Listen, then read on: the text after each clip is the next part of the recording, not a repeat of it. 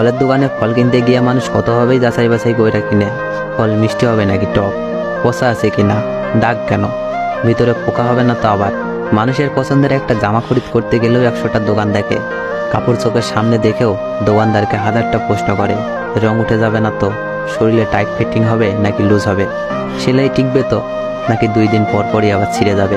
অথচ তোমাকে কোনো যাচাই বাছাই ছাড়াই আমি ভালোবাসলাম, অন্ধের মতো ভালোবাসলাম। এই ভালোবাসাই ছিল আমার জীবনের চরম ভুল। আমি তোমাকে জিজ্ঞেস করলাম না কেন, তুমি মুখে যে ভালোবাসার কথা বলো তোমার হৃদয়ে তা আছে তো?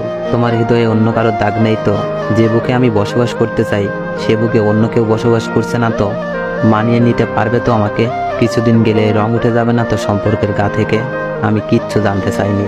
তারপর আমি দেখলাম আমার প্রার্থনা জোরে তোমাকে পাওয়ার আত্মদান থাকলেও তোমার প্রার্থনা জোরে আছে কেবল আমার থেকে পালিয়ে বেড়ানোর অজুহাত।